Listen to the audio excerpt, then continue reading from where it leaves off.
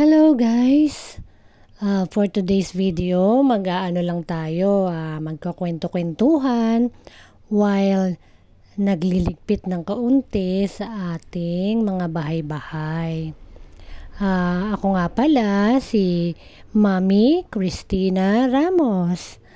Kung bago lang po kayo sa aking channel, ako po ay isang mami ng 2 anak na babae. At ako rin po ay isang mami ng 4 na makukulit na doggies. So, ang aking video for today is about ligpit-ligpit lang tayo sa bahay. Katulad ng pang-araw-araw nating ginagawa, ang mga mami na katulad ko ay siguradong walang araw na hindi abala sa pagliligpit sa kanilang mga bahay. I'm a full-time mom, kaya naman marami tayong oras para gumawa sa ating bahay. So, ayan na nga. Nakita nyo na po, nagliligpit po tayo ng ating mga nilabhan dyan sa ating kwarto. So, after po nating magligpit ng kaunti, ililigpitin na rin natin ang ating higaan. Bali, ano yan? Maga yan. After na mapapasok ko yung aking estudyante, ang aking mga estudyante, yan na yung ating panahon para tayo ay ligpit-ligpit sa ating mga bahay. Yung mga hindi natin nagawa kanina, habang tayo ay busy sa oras ng kanilang pagpasok sa school. So, pagkaalis nila, ayan, yun na yung time natin na tayo ay mag-ayos-ayos sa ating munting bahay. So, lahat naman siguro ng mga mami nakaka-relate dito. Yan. Ayan ang ating me time, di ba? Masasabing me time na rin yan kasi ako lang yan eh. Diba? Tayo lang yan. So, yan yung pagkakataon natin para tayo ay ma-relax while doing house chores. Diba? So, yan. After nating magligpit ng ating mga nilabhan, liligpitin na rin natin yung ating higaan na hindi natin naligpit kanina. So, napakadali lang naman yan, kanya lang di natin nagawa kanina dahil sa sobrang nagmamadali tayo sa mga, kasi rush hour kanina eh, pagka 7 o'clock talagang from 5 to 7 o'clock sobrang busy yan. Siyempre, prepare mo yung mga baon nila, papakainin mo sila, lahat yon ikaw naman ang gagawa talaga, kaya mabibisi ka talaga. So, may mga gawain ka sa bahay na hindi mo agad-agad magagawa. Tulad nito, ayan, pagliligpit ng mga pinaghigaan. Ang napansin ko lang ay masyado yatang marami kaming unan. So, mukhang kailangan kong magbawas para medyo kumonti sila. Ayan, kasi iba dyan talagang na-accumulate na lang eh. Nadadagdagan. So, yan. Dumadami. So, yan na. Bali, ako at saka si Gwen ang natutulog na magkasama. Yan. Kaming 2 mag-ina. So, sa kabilang kwarto naman is yung ate niya. Ayan. So, usog natin yung, kasi yung hinihigan ko is folding bed. So, medyo pagka may time na pwede mo siyang i-fold kung talagang gusto mong lumuwang yung space na yan. At, bali yung kinakatayuan kong yan ay foldable bed. At dyan ako natutulog. So, yung kabilang bed naman is sa aking bunso, si Gwen. So, ayan ang aming munting higaan na kung tutuusin, napakarami palang unan. Dami namin pilo. Kaming 2 lang. So, medyo kailangan magbawas. maybe someday ayusin natin yan para medyo lumuwang-luwang ng konti ang ating higaan. Minsan kasi mahirap din yung napakarami mo palang unan. Oo, kailangan medyo parang pag-aralan na rin nating maging minimalist. Diba? Kasi parang pagka ang dami-dami mong gamit, parang ang gulo-gulo rin diba? So yan, kahit ayusin mo siya, parang medyo marami pa rin, diba? So yun yung kanyang mga toys. Nilalagyan namin ng toys sa gilid kasi nga medyo malikot tong matulog si Gwen. So yan yung aming tuwalya. Diyan namin muna nilalagay kasi sa labas medyo malangaw. Pagka sa labas nakalagay, so diyan namin nilalagay. Pasensya na kung hindi masyadong maganda sa paningin. Pero kasi diyan may init diyan sa part na yan, kaya nakakatulong sa tuwalya. So halika na, magano naman tayo. Sunod nating chores is ilipat natin yung mga sinampay doon sa part na naiinitan. So kasi yung part na yan is medyo hindi nasisinaga ng araw. So ang gagawin natin, ililipat natin ang sinampay doon sa part ng garage na naiinitan ng araw. So 'di ba, alam naman natin ang araw maganda sa ating mga nilabhan. So, bale, after lunch, baka i-harvest ko na rin yan. At liligpitin ko na rin. So, yan ang ating duty sa pang-araw-araw. Diba? So, inilipat natin ang camera para kitang-kita yung paglilipatan. Nakita nyo ba yung aking puno? Yung puno na yon is longgan. Naiano ko lang yan. Naitanim ko yan from seed. So, tingnan nyo naman, ang laki na niya. Puno na talaga siya. Soon, makaka-harvest ako dyan ng longgan na fruit. So, ayan, samahan nyo po ako maglipat ng sinampay. Ang ating mga everyday house chores. Yan ang ating mga duty as a mommy. Maglaba, magligpit, maglinis, sa magpaligo ng mga dogs, magluto ng pagkain. So, napakarami, name it. Siguradong ma-overwhelm sa dami ng ginagawa ang mga mami. So, kaya naman dapat naman talaga na ang mga mami ay may mga pagkakataon na sa sarili nila na kahit papaano nakakapag-relax pa rin sila. Excuse me. Nakakapag-relax pa rin sila kasi nga kailangan nila yun para sa kanilang health, physical health, mental health, kasi sila naman talaga ang in charge sa napakaraming trabaho at home. Yun yung mga hindi matatawarang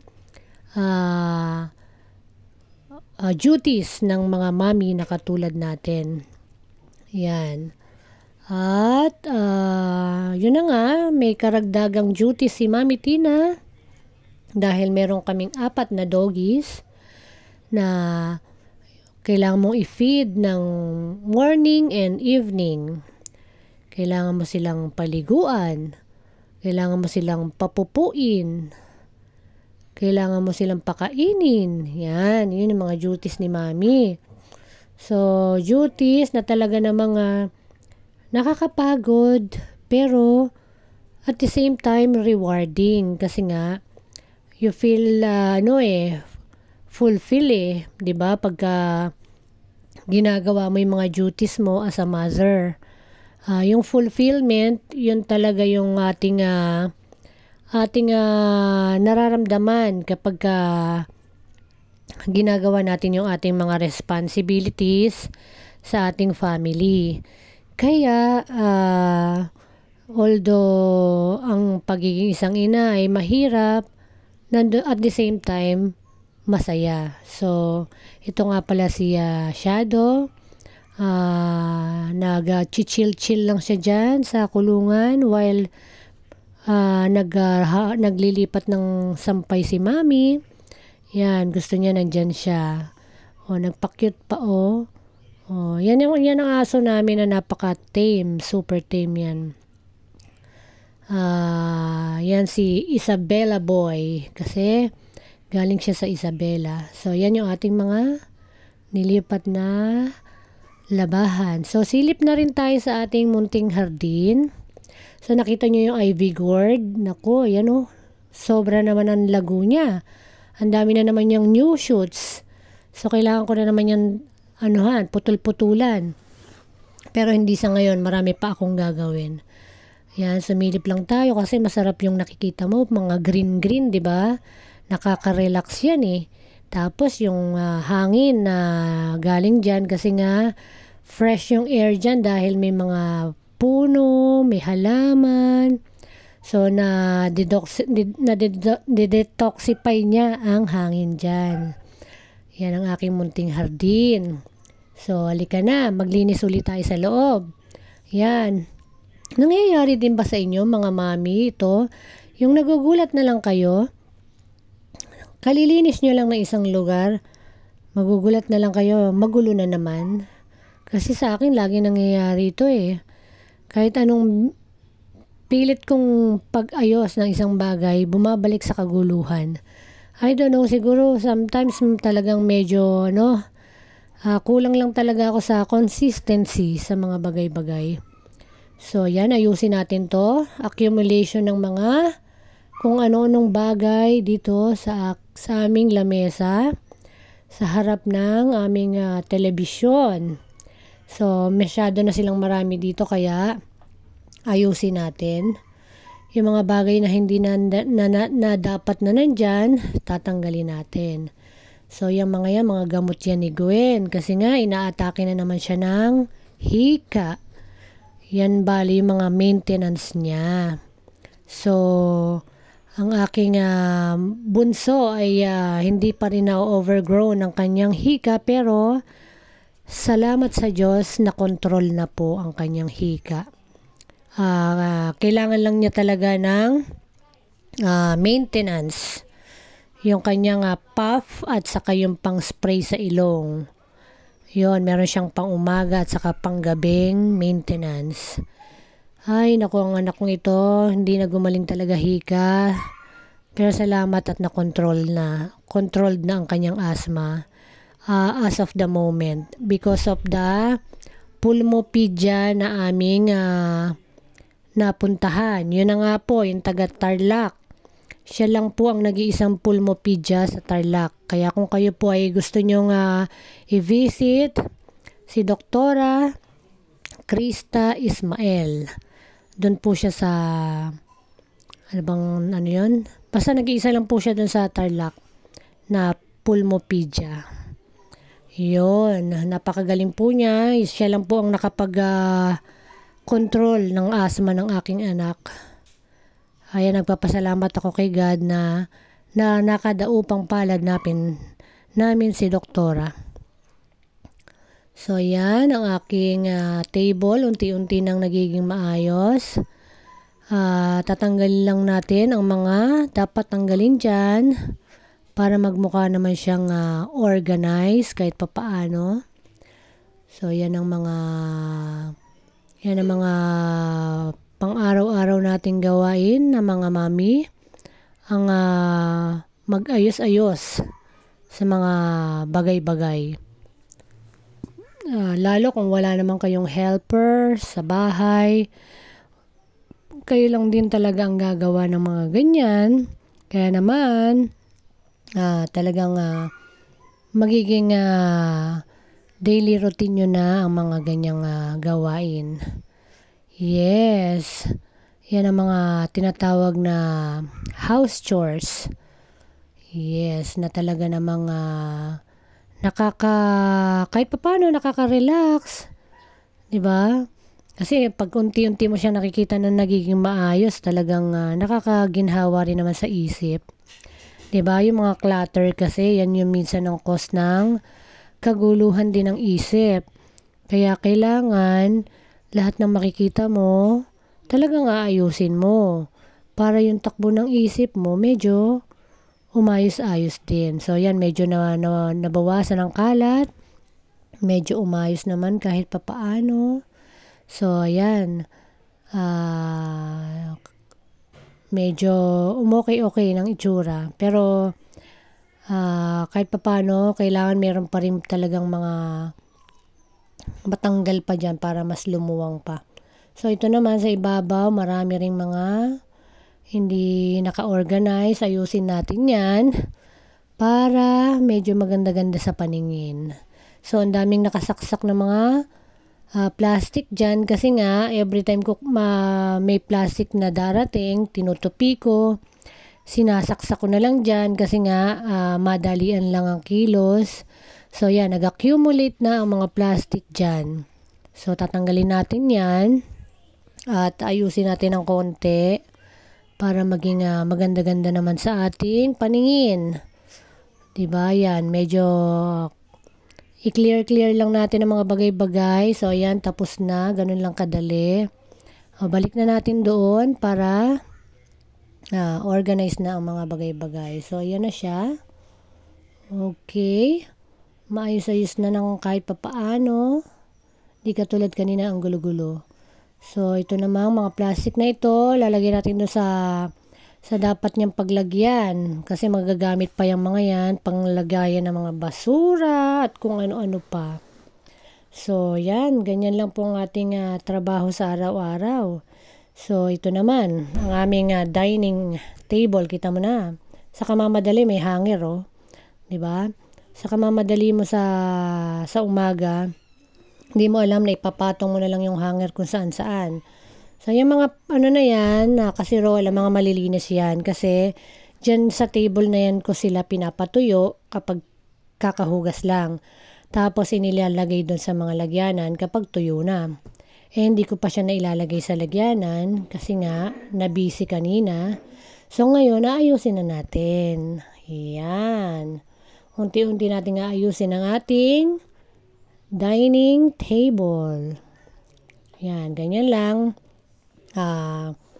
Yung mga tuwalya na ginamit ko, yan, sa pagpapatuyo sa kanila. Kasi tinataob sila dyan sa lamesa. Kasi nga wala tayong malaking dish rack dun sa hugasan. So, maliliit lang yung ating dish rack doon. Kaya hindi sila kasya. Kaya yung lamesa na yan ginagamit ko as tuyuan ng mga nahugasang kasirola. Kaya pagdating ng umaga, maraming nakatambak dyan na kasirola na bagong hugas na tsaka ko palang ililipat sa kanilang lagyanan in the morning kapag kaya ko nang gawin. Yan na nga yung time. So, unti-unti natin siyang lilinisin, pagagandahin, para maaliwala sa paningin. Yun. Yung 3 kasirola na yan, wala yung laman. Ilalagay natin siya sa tamang lagayan. Malilinis na po yan. So, yung under sink kasi namin, medyo may tumutulo doon, kaya hindi ko sila doon na ilalagay. Kaya ang lagayan ng mga ganyan, malilinis na kasirola doon sa cabinet sa labas. Kaya nilalabas ko sila kapag katuyo na. Nilalagay ko sila sa lagyanan nila kapag tuyo na siya. Tuyo na yung mga yon. So, yan. Yan ang trabaho ng isang ina. Ayusin lahat ng mga gulo-gulo sa loob ng bahay. Kayo din ba sa mother? Ganito rin ba ang araw-araw na routine ninyo? Comment down below kung kayo po ay meron po bang katulong or kayo lang po as kayo lang. Yan. At least, 'di ba? Alam nyo na hindi kayo nag-iisa. Marami tayo na mga mami na talagang kahit mahirap ginagampanan ang mga trabaho sa bahay. Mahirap pero masaya, 'di ba? Fulfilling. So, natapos na tayong magligpit. Tayo naman po ay kakain na ng ating lunch. Ganun-ganun lang ang oras, lumilipas nang hindi natin namamalayan. So, yan yung ating ginawang kimchi. Isa side dish natin yan sa ating lunch. Kasi, ang kakainin lang natin for lunch is yung niluto kong pangbaon nila. Yung egg saka Vienna sausage. So, hindi tayo nakapagluto ng iba pang ulam. So, okay na yan. Yung fried na yan is good na i-pair sa ating kimchi na ginawa. Yan. So, let's eat na guys. Ang mga mami, kailangan make sure na well-nourished kayo. Although minsan nagmakain tayo ng mga processed foods katulad niyan, ng mga Vienna sausage, kapag talagang hindi tayo nakapagluto. So, i-pair nyo na lang siya ng mga, yan, katulad niyan, probiotic, prebiotic na